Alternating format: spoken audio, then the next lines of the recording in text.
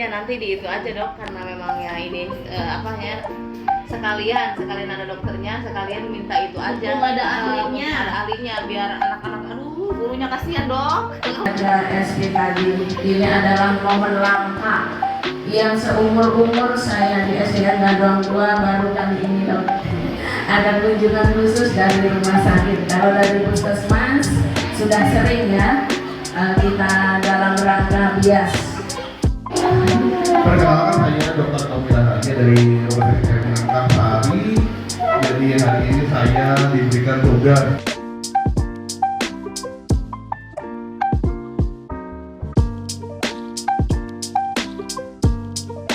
Lama mengajar di sini dan bertemu beraneka macam peserta didik dengan kelebihan dan keunikannya masing-masing. Yang ingin saya tanyakan, saya dulu ya Pak. Izin bertanya karena tadi di kantor tidak sempat bertanya ya, sudah naik ke atas. Jadi kami punya beragam peserta didik. Kebetulan saya sekarang mengajar di kelas 5. Nah, apa sebenarnya penyebab dari peserta didik yang tidak bisa fokus dalam belajar? Dia lebih sering mudar nadir, kemudian alasan ke kamar mandi atau menjahili teman supaya tidak mengerjakan tugas. Mungkin dokter punya solusinya, apa yang kami harus lakukan sebagai seorang guru, karena menegur sudah memberikan. Ya, terima kasih pertanyaannya. Jadi gini, kalau ditanya penyebabnya itu ada macam-macam, ada banyak banget gitu. Nah, jadi kita harus tahu penyebabnya dulu. Ini anaknya gimana? Jadi tadi kan ceritanya kan kayak dia itu berusaha untuk tidak mengerjakan tugas ya, tidak mengerjakan tugas. Atau mungkin kalau misalnya dia itu tugasnya atau apanya itu dia. Bismillahirrahmanirrahim. Assalamualaikum warahmatullahi wabarakatuh. Selamat pagi Pak Dokter. Alhamdulillah saya diberi kesempatan untuk memberikan pertanyaan-pertanyaan yang sebenarnya pasti sama seperti wali murid yang lainnya ingin menanyakan hal yang sama juga. Kebetulan saya mengajar di kelas 1, alhamdulillah. Yang mau saya tanyakan, karena tadi Pak Dokter bicara masalah ADHD, yang ingin saya tanyakan seperti apa sih karakteristik anak yang memiliki gangguan atau apa itu Pak Dokter? Tapi gini ya, ADHD itu kan attention deficit hyperactive disorder kan ya, singkatannya. Jadi kelainan yang utamanya dari ADHD itu dia ada gangguan dari atensinya atau perhatian, yang artinya dia itu mungkin ingin konsentrasi, ingin perhatian dan sebagainya, tetapi dia terus-menerus teralih terus. Makanya biasanya anak-anak dengan seperti ini prestasi belajar juga kacau karena belajar dia belajar tapi teralih terus, sedikit saja distraksi dia langsung bugar konsentrasinya. Nah, lalu juga ada hiperaktifnya, jadi dia itu lari ke sana ke sini, nggak bisa diam, mau diomongin kayak gimana nih, mau ditali sekalipun juga nggak bisa diam. Nah, ADHD sendiri itu ada 3 bentuk, ada tipe yang inatensi, ada tipe yang hiperaktif, ada yang tipe yang campuran. Kalau yang terbaru sekarang ternyata ADHD itu paling banyak adalah tipe yang inatensi, yang artinya dia mungkin nggak terlalu banyak hiperaktifnya, tetapi pelajaran di sekolahnya itu terganggu. Ya namanya orang nggak bisa konsentrasi, jadi seringkali kita tidak sadar sebenarnya ini adalah anak ADHD yang inatensi. Nama saya Cina Perjuna, saya wali kelas 2. Mungkin saya mau bertanya, sebelumnya kan saya pernah punya murid di tempat yang berbeda. Dia tuh autis, ada yang autis, ADHD, ada juga semi hyperaktif gitu ya Pak. Dan kalau seandainya dia lagi tantrum, bisa sampai membalikkan meja. Dan setelah itu pasti saya akan bertanya kepada orang tuanya, kenapa bisa seperti itu? Dan jawaban orang tuanya pasti kebanyakan anaknya habis makan coklat nih, gitu kan. Jadi anak tertentu yang memang setiap makan coklat itu jadi hiperaktif. Bahkan mungkin ada makanan-makanan yang lainnya juga selain coklat gitu. Makanya kalau misalnya aku ditanya, "Duh, ini anakku boleh makan coklat apa enggak?" Tergantung. Kalau misalnya dia itu makan coklat terus juga apa-apa, ya silakan aja, coklat enak ya, asal jangan kebanyakan. Terkait dengan anak yang ADHD atau berkebutuhan khusus itu, treatmentnya yang baik seperti apa ya dok? Terus kemudian apakah lebih cenderung ke medis atau ke pendidikannya? Oke, itu aja, terima kasih. Di perumahannya, lalu di sekolahnya, lalu di masyarakat dan sebagainya itu penting gitu. Nah, medis adalah tujuannya adalah untuk lebih mudah anak ini dalam diarahkan atau pola asuh dan sebagainya. Assalamualaikum warahmatullahi wabarakatuh. Pertama yang saya ingin tanyakan dok, gimana caranya supaya anak itu misalkan nih, coba tolong kamu kerjakan ini, tapi dia belum mengerjakan, tapi di otaknya udah berbayang, aduh takut begini, takut begitu gitu. Itu caranya kita sebagai orang tua tuh harus bagaimana? Selamat pagi dokter, ini ada beberapa pertanyaan yang memang ditanyakan oleh ibu wali murid mengenai bagaimana cara anak-anak kami yang memang tidak ada masalah dengan dan segala macam, tidak ada masalah kebutuhan khusus, bagaimana kami menyikapi teman-teman anak-anak yang memang ada memiliki kebutuhan khusus dokter. Apakah anak ini sudah bisa kita ajak, kalau udah agak gedean kan bisa kita ajak buat ngobrol ya, kita bisa ngobrol. Nah, kalau memang ini biasanya ini kecemasan atau depresi pada anak atau apapun itu, berarti kita harus tahu dulu apa yang menyebabkan kecemasannya itu, atau apa yang menyebabkan gangguan perasaannya itu. Nah, untuk sampai anak itu bicara tentang apa yang sebenarnya terjadi pada dirinya, itu juga nggak bisa langsung dan nggak bisa dipaksakan. Nah, tetapi intinya adalah fungsinya orang tua itu adalah apa? Orang tua itu tuh lebih seperti kayak rumah untuk anak itu.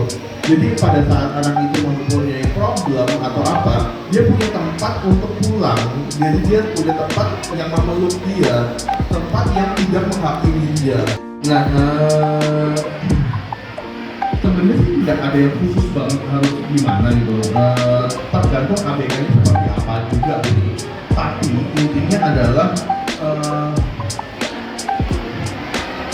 sebisa mungkin perlakukan dia seperti teman-teman yang lain. Aku nggak bilang harus dekat gitu loh, karena dekat atau tidak itu cocok-cocokan. Nggak harus juga sih cocok atau dekat ke semua anak gitu. Tetapi setidaknya tahu bahwa oh itu teman kita memang ya maaf ya agak kurang di apanya gitu. Mau nanya dok, ini mah bukan siapa-siapa ya, anak saya sendiri. Anak saya kan aktif, bisa dikatakan aktif. Tapi tadi kan dokter bilang untuk kelainan ADHD itu cirinya aktif, terus susah fokus ya dok, susah fokus, jadi hilang bu ya. Dokter mau bertanya, ada salah satu wali murid yang minta ditanyakan. Jadi kira-kira anaknya sekitar umur 9 tahun, anaknya itu belum lancar bicara seperti yang teman lainnya gitu. Nah sekarang itu anaknya itu kalau misalkan ditanya tuh jarang mau jawab, mungkin karena sebelumnya dia itu ada yang mengejek karena mungkin bicaranya beda dari yang lain gitu, belum lancar. Apa itu perlu pertolongan seperti obat atau mungkin Terapi. itu dok? Gimana dok? Assalamualaikum warahmatullahi wabarakatuh. Apa yang bisa kita lakukan dalam membantu anak berkebutuhan khusus agar dapat berkembang dok? Terima kasih. Ganggu gitu. Kalau anak ADHD namanya inatensi, bagaimana caranya dia ngapal, konsentrasi aja udah baru juga baca satu kalimat gitu langsung buyar gitu, ada distraksi dikit gitu. Jadi kalau misalnya gampang apa kok kayaknya bukan ADHD ya gitu. Setidaknya kalau misalnya ADHD bukan ADHD yang inatensi gitu loh. Jadi mungkin ADHD yang hiperaktif bisa jadi. Tapi kalau misalnya inatensi ADHD atau ADHD yang tipe campuran, katanya kan enggak kalau gitu. Tapi kan memang cara belajar anak-anak tuh memang macam-macam. Kayak dulu tuh pada saat saya masih sekolah pun juga ada yang senangnya baca diam gitu. Ada yang baca sambil komat kamir gitu. Kalau nggak komat kamir nggak laku gitu. Nah, jadi sesuatu hal yang negatif yang sudah terjadi, yang bisa kita lakukan adalah memperbanyak sesuatu hal yang positif untuk jadi keseimbangan. Begitu dia sudah jadi keseimbangan, barulah kita bisa naik lagi ke atas gitu. Sekolah adalah gangguan anak-anak dalam belajar. Ada juga anak-anak yang ADHD, maka di sini butuh terapi dengan psikolog atau obat stimulan untuk membantu konsentrasinya. Kemudian perlunya keluarga dan lingkungan serta tempat yang nyaman untuk anak-anak agar mereka merasa diterima dan diperhatikan. Kemudian anak-anak juga harus ditimbulkan rasa percaya dirinya, kemudian diberikan kebutuhannya dan diberikan stimulan yang positif. Itu kesimpulan dari berbagai macam pertanyaan hari ini. Karena dokter jam 10 sudah harus praktek, maka mungkin Ibu Kepala Sekolah ada pertanyaan. Ya, sebelum ditutup ada pertanyaan barangkali, silakan. Ini Ibu Kepala Sekolah. Baik, bismillahirrahmanirrahim. Assalamualaikum warahmatullahi wabarakatuh. Selamat pagi, salam sejahtera untuk Dr. Tommy. Mohon maaf dan sebelumnya saya banyak mengucapkan terima kasih sudah menyempatkan waktunya untuk memenuhi undangan kita dalam rangka penjelasan mengenai depresi kepada beberapa wali murid yang kami sendiri di sekolah ini tidak membatasi bagi siswa yang dalam keadaan berkebutuhan khusus. Kami tidak boleh menolak, bahkan kami memfasilitasi. Artinya mohon dukungan Bapak Ibu ketika pihak sekolah sudah mengundang khusus di sini kehadiran Dokter Tommy ya, yang memang berkompeten dalam memahami anak-anak kita yang dalam kondisi berkebutuhan khusus. Artinya mari sama-sama kita support. Apabila nanti kita butuhkan ilmu kembali dari dokter, insya Allah beliau bisa kita hadirkan kembali. Ya, mangga Bapak Ibu, ilmu yang tadi diterapkan kami di sekolah dan Bapak Ibu di rumah. Kita sama-sama, anak-anak kita itu istimewa semua. Tidak ada yang berkekurangan. Sebenarnya kekurangan itu adalah istimewa untuk kita. Jadi tidak ada yang merasa kecil hati atau merasa lebih spesial, ya tidak. Tapi metode kita saja, cara kita dalam menghadapi anak-anak tersebut. Begitu ya dokter ya. Itu saja dan terima kasih juga kepada Bapak Ibu yang sudah menyempatkan waktu. Luar biasa ya untuk pertanyaan tadi, pertanyaan yang benar-benar menjadi pertanyaan yang pemantik. Artinya begitu besar perjuangan seorang ibu ya, bunda dan yanda dalam memperhatikan anak-anak. Bagaimana sih di sekolah? Kira-kira kita sudah benar belum ya mendidik anak kita di rumah, apalagi anak-anak yang luar biasa istimewanya ya. Dan di sini juga kita hadirkan guru kelas 1. Kebetulan Dok, tahun ini agak lumayan banyak anak-anak yang memang hiper ya, bisa dikatakan luar biasa istimewanya. Guru baru duduk, anak sudah loncat-loncatan. Ya itu luar biasa.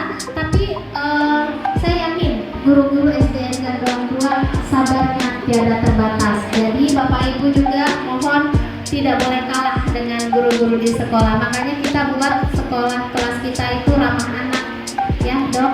Beberapa kelas rendah itu kita buat suasana kelasnya memang ramah anak. Jadi anak-anak itu terkesan belajar di gitu ya. Hitung lagi, baca lagi, di rumah diomelin, di sini dimarahin katanya. Tapi tidak. Sok atuna mau ngelempeng, mau tidur, mau lari gitu ya. Jadi dihindarkan dari berbahaya di kelas. Benda-benda tajam. Pokoknya yang ramah anak ya Pak ya. Jadi di ruangan kelas itu kami berusaha untuk membuat anak itu senang. Terima kasih Dok, luar biasa ilmu yang disampaikan hari ini. Mudah-mudahan bermanfaat untuk kami semua ke depannya demi anak-anak tersayang kami khususnya di sekolah SDN Gandoang 02. Itu saja Dok.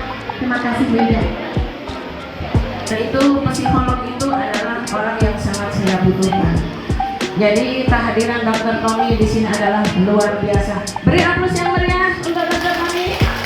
Ya. Baik. Kami tidak bisa memberikan apa-apa kepada dokter. Inilah kami, inilah keberadaan kami.